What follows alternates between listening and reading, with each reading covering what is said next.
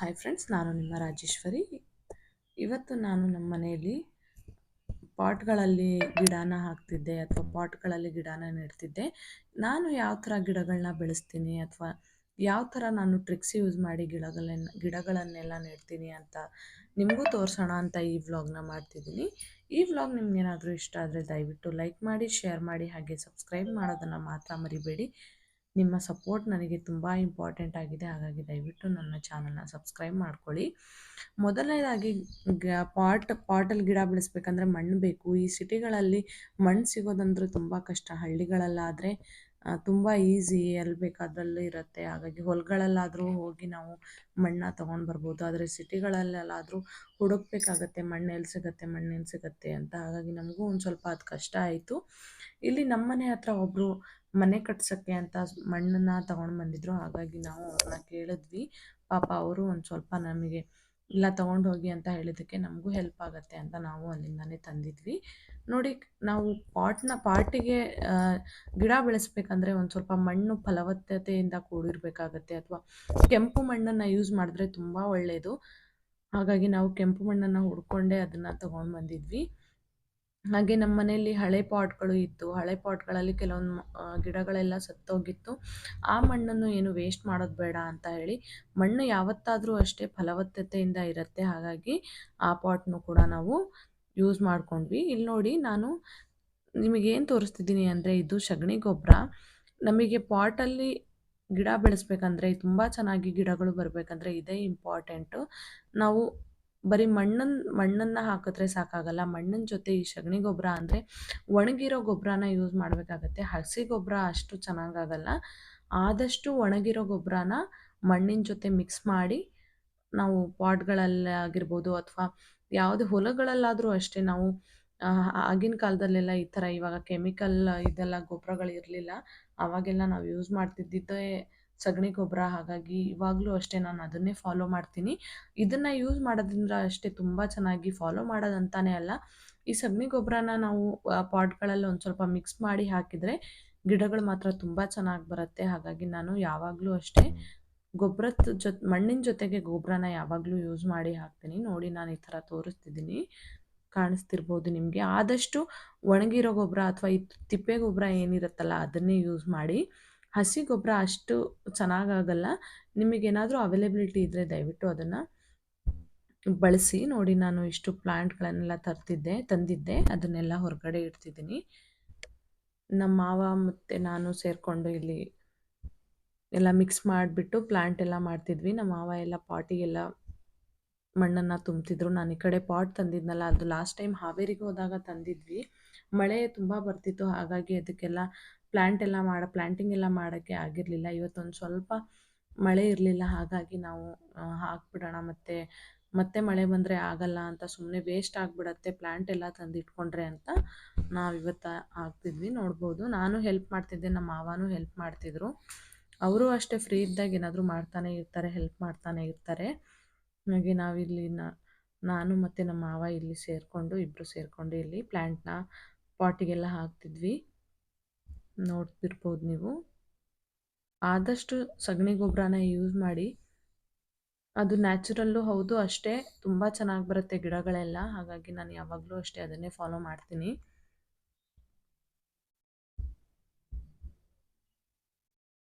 ನೋಡಿ, ನಿಮಗೇನಾದರೂ ಈ ವ್ಲಾಗ್ ಇಷ್ಟ ಆದರೆ ದಯವಿಟ್ಟು ಲೈಕ್ ಮಾಡಿ, ಶೇರ್ ಮಾಡಿ, ಹಾಗೆ ಸಬ್ಸ್ಕ್ರೈಬ್ ಮಾಡೋದನ್ನು ಮಾತ್ರ ಮರಿಬೇಡಿ. ನಿಮ್ಮ ಒಂದೊಂದು ಸಬ್ಸ್ಕ್ರಿಪ್ಷನ್ ಕೂಡ ನನಗೆ ತುಂಬ ಇಂಪಾರ್ಟೆಂಟ್ ಆಗಿದೆ. ಅದು ಅಲ್ಲದೆ ನಾನು ಸುಮಾರಷ್ಟು ವೀಡಿಯೋಗಳನ್ನು ಎಲ್ಲ ಅಪ್ಲೋಡ್ ಮಾಡಿದ್ದೀನಿ ನನ್ನ ಚಾನಲಲ್ಲಿ. ನೀವೇನಾದರೂ ನೋಡಿಲ್ಲ ಅಂದರೆ ದಯವಿಟ್ಟು ಒಂದು ಸಲ ನೋಡಿ, ನಿಮಗೆ ಖಂಡಿತವಾಗ್ಲೂ ಇಷ್ಟ ಆಗುತ್ತೆ. ಇಷ್ಟ ಆದರೆ ಲೈಕ್ ಮಾಡಿ, ಶೇರ್ ಮಾಡಿ, ಹಾಗೆ ಸಬ್ಸ್ಕ್ರೈಬ್ ಮಾಡೋದನ್ನು ಮಾತ್ರ ಮರಿಬೇಡಿ. ನಿಮಗೇನಾದರೂ ಹೊಸ ವ್ಲಾಗ್ ಬೇಕು ಅಂದರೆ ದಯವಿಟ್ಟು ಕಮೆಂಟ್ ಮಾಡಿ. ನಾನು ಆದಷ್ಟು ಆ ಥರ ವಿಡಿಯೋ ಅಥವಾ ವ್ಲಾಗ್ನ ಮಾಡಿ ಅಪ್ಲೋಡ್ ಮಾಡೋಕ್ಕೆ ಪ್ರಯತ್ನ ಪಡ್ತೀನಿ. ನೀವು ಕಮೆಂಟ್ ಮಾಡಿದ್ರೇ ನನಗೆ ನಿಮ್ಮ ಎಕ್ಸ್ಪೆಕ್ಟೇಷನ್ ಗೊತ್ತಾಗುತ್ತೆ. ಆವಾಗ ಮಾತ್ರ ನಾನು ಆ ಥರ ವ್ಲಾಗ್ನ ಮಾಡೋದಕ್ಕೆ ಆಗುತ್ತೆ. ಹಾಗಾಗಿ ದಯವಿಟ್ಟು ನಿಮಗೇನಾದರೂ ಬೇರೆ ಥರ ವ್ಲಾಗ್ ಏನಾದರೂ ಬೇಕು ಅಂದರೆ ಕಮೆಂಟ್ ಬಾಕ್ಸಲ್ಲಿ ಕಮೆಂಟ್ ಮಾಡಿ. ನೋಡ್ಬೋದು, ನಾವು ಎಲ್ಲ ಪಾಟ್ಗಳನ್ನು ಇಲ್ಲಿ ಮಣ್ಣು ಅದನ್ನೆಲ್ಲ ತುಂಬಿಸಿ ಏನೇನು ಪ್ಲ್ಯಾಂಟ್ ತಂದಿದ್ವಲ್ಲ, ಗಿಡಗಳನ್ನ ತಂದಿದ್ವಲ್ಲ, ಅದನ್ನೆಲ್ಲ ನೆಡ್ತಾ ಇದ್ವಿ.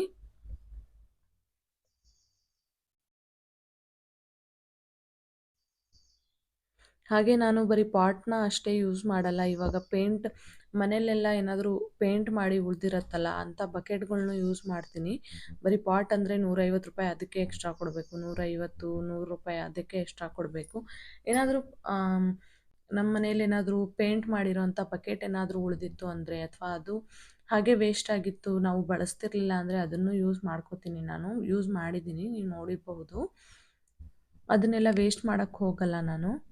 ಅದು ಯೂಸ್ ಆಗುತ್ತೆ ಅಂತ ಅದಕ್ಕೂ ಪ್ಲ್ಯಾಂಟ್ ಎಲ್ಲ ತಂದು ನಾನು ಹಾಕ್ಬಿಡ್ತೀನಿ. ಅದು ಚೆನ್ನಾಗಿ ಕಂಡ್ರೂ ಕಾಣಲಿ, ಒಟ್ಟು ನಮಗೇನು ಪ್ಲ್ಯಾಂಟ್ ಚೆನ್ನಾಗಿರ್ಬೇಕಷ್ಟೇ, ಗಿಡಗಳೆಲ್ಲ ಚೆನ್ನಾಗಿ ಕಾಣಿಸ್ಬೇಕು. ಅದರಿಂದ ಒಳ್ಳೊಳ್ಳೆ ಗಾಳಿ ಬರುತ್ತಲ್ಲ, ಹಾಗಾಗಿ ನಾನು ಯಾವುದನ್ನು ಕೂಡ ವೇಸ್ಟ್ ಮಾಡಕ್ಕೆ ಹೋಗಲ್ಲ.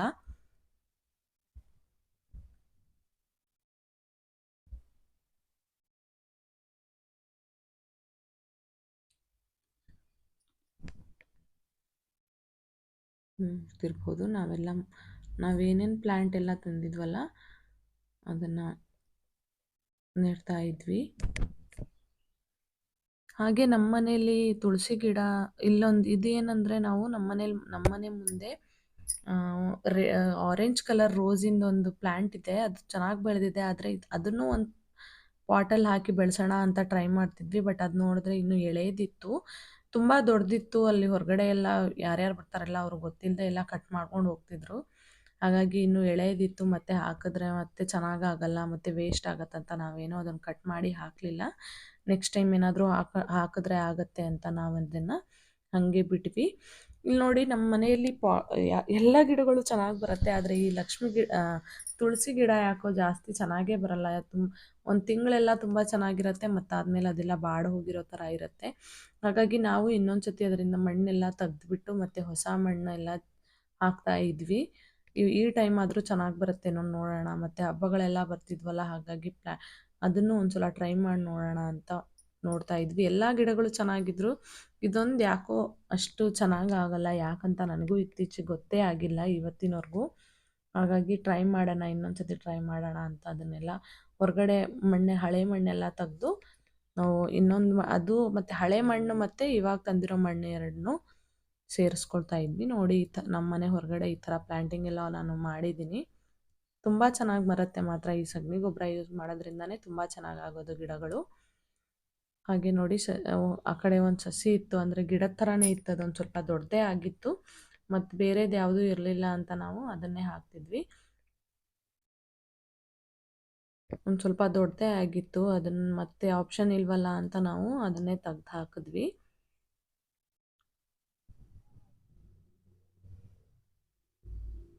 ನೋಡ್ಬೋದು ನೀವು.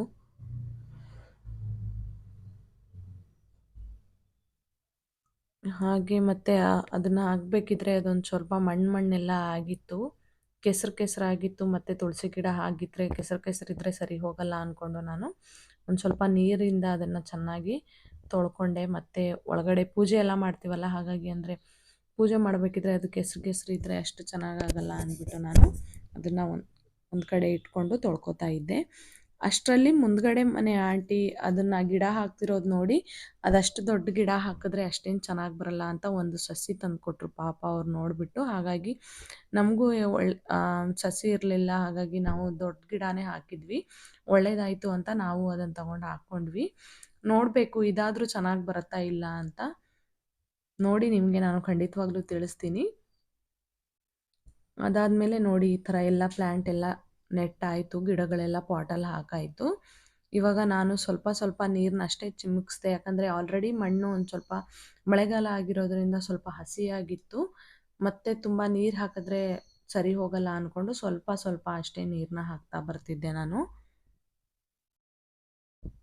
ಏನಾದರೂ ಮಣ್ಣು ಹಸಿ ಆಗಿದ್ರೆ ಸ್ವಲ್ಪ ಜಾಸ್ತಿ ನೀರನ್ನ ಬಳಸಬೇಡಿ, ಕಡಿಮೆನೇ ನೀರು ಬಳಸಿ. ಹಾಗಾಗಿ ನಾನಿಲ್ಲಿ ಸ್ವಲ್ಪ ನೀರನ್ನೇ ಬಳಸ್ತಾ ಇದ್ದೆ. ಎಲ್ಲ ಮುಗೀತು. ಇವಾಗ ಎಲ್ಲ ಒಂದೊಂದು ಕಡೆನೇ ಜೋಡಿಸ್ಕೊಳ್ತಾ ಬರ್ತಿದ್ವಿ. ನೋಡ್ತಿರ್ಬೋದು ನೀವು, ಎಲ್ಲ ಗಿಡಗಳನ್ನೆಲ್ಲ ಹೊರಗಡೆಯಿಂದ ತೊಗೊಂಡ್ಬಂದು ಒಳಗಡೆ ಕ್ಲೀನಾಗಿ ಜೋಡಿಸ್ಕೋಬೇಕು ಅಂತ ಒಳಗಡೆ ಇಟ್ಕೊಂಡಿದ್ವಿ. ಒಂದ್ಸಲ ನೋಡಿ ಟ್ರೈ ಮಾಡಿ ಈ ಟ್ರಿಕ್ಸ್ನ, ತುಂಬ ಚೆನ್ನಾಗಿ ಬರುತ್ತೆ ಗಿಡಗಳು. ಬರೀ ಮಣ್ಣು ಹಾಕೋದಲ್ಲ, ಅದ್ರ ಜೊತೆ ಸ್ವಲ್ಪ ಸಗಣಿ ಗೊಬ್ಬರನೂ ಹಾಕಿದ್ರೆ ತುಂಬ ಚೆನ್ನಾಗಿ ಗಿಡಗಳು ಬರುತ್ತೆ. ಹಾಗಾಗಿ ಒಂದ್ಸಲ ಟ್ರೈ ಮಾಡಿ ನೋಡಿ. ನೀವೇನಾದರೂ ಗಿಡಗಳನ್ನ ನೆಡ್ತಿದ್ದೀರಾ ಅಂದರೆ ಬರೀ ಪಾಟ್ ಅಂತ ಅಲ್ಲ, ಹೊರಗಡೆನೂ ಕೂಡ ನೀವು ಗಿಡ ಹಾಕಬೇಕಿದ್ರೆ ಒಂದು ಸ್ವಲ್ಪ ಸಗಣಿ ಗೊಬ್ಬರನ ಹಾಕಿ ಗಿಡ ನೆಡೋದ್ರಿಂದ ತುಂಬ ಚೆನ್ನಾಗಿ ಬರುತ್ತೆ. ಹಾಗೆಲ್ಲ ಜೋಡಿಸಾದ್ಮೇಲೆ ನಾವು ಕೂಡ ಒಂದು ಸ್ವಲ್ಪ ಹೊರಗಡೆ, ಇವಾಗ ಮಳೆಗಾಲ ಆಗಿರೋದ್ರಿಂದ ಸ್ವಲ್ಪ ಹುಲ್ಲೆಲ್ಲ ಬೆಳೆದಿತ್ತು ಹೊರಗಡೆ, ಹಾಗಾಗಿ ಹಸಿ ಇತ್ತಲ್ಲ ಅಂತ ಕಳೆ ಎಲ್ಲ ತೆಗ್ದುಬಿಡೋಣ, ಒಂದು ಸ್ವಲ್ಪ ಹುಲ್ಲೆಲ್ಲ ತೆಗ್ದುಬಿಡೋಣ ಅಂತ ನಾನು ಅದನ್ನು ತೆಗಿತಾ ಇದ್ದೆ. ಮತ್ತೇನು ಒಂದು ಸ್ವಲ್ಪ ಸ್ಟಾರ್ಟ್ ಮಾಡಿದ ತಕ್ಷಣವೇ ಒಂದು ಸ್ವಲ್ಪ ಮಳೆ ಆವಾಗಲೇ ಬರೋಕ್ಕಾಯ್ತು. ಸ್ವಲ್ಪ ಸ್ವಲ್ಪ ಅಂತ ತುಂಬಾ ಬಂದುಬಿಡ್ತು ಮಳೆ. ಹಾಗಾಗಿ ಮತ್ತೆ ಕೆಸರಾಗ್ಬಿಡತ್ತೆ ಅಂತ ಇನ್ನೂ ಒಂದು ಸ್ವಲ್ಪ ಯಾವತ್ತಾದರೂ ಒಂದು ಸ್ವಲ್ಪ ಬಿಸಿಲು ಬಂದರೆ ತೆಗ್ದುಬಿಡೋಣ ಅಂತ ಹೇಳಿಬಿಟ್ಟು ನಾನು ಒಂದು ಸ್ವಲ್ಪ ತೆಗ್ದುಬಿಟ್ಟು ಅಷ್ಟೇ ಹೋದೆ, ಮಳೆ ಬರ್ತಿರೋದ್ರಿಂದ. ನೋಡಿ ಎಲ್ಲ ಪ್ಲ್ಯಾಂಟ್ಗಳು ಈ ಥರ ಇದೆ. ಇದು ನಮ್ಮದು ಹಳೆ ಪ್ಲ್ಯಾಂಟ್ಗಳು. ಇವೆಲ್ಲ ಇವಾಗ ಇದು ಮಾತ್ರ ಹೊಸದಾಗಿ ನೆಟ್ಟಿರೋ ಗಿಡಗಳು. ನೀವು ನೋಡ್ತಿರ್ಬೋದು, ಇದೆಲ್ಲ ಹಳೇದು. ನಿಮ್ಗೇನಾದರೂ ಈ ವ್ಲಾಗ್ ಏನಾದರೂ ಇಷ್ಟ ಇದ್ದರೆ ದಯವಿಟ್ಟು ಲೈಕ್ ಮಾಡಿ, ಶೇರ್ ಮಾಡಿ, ಹಾಗೆ ಸಬ್ಸ್ಕ್ರೈಬ್ ಮಾಡೋದನ್ನು ಮಾತ್ರ ಮರಿಬೇಡಿ. Thank you for watching.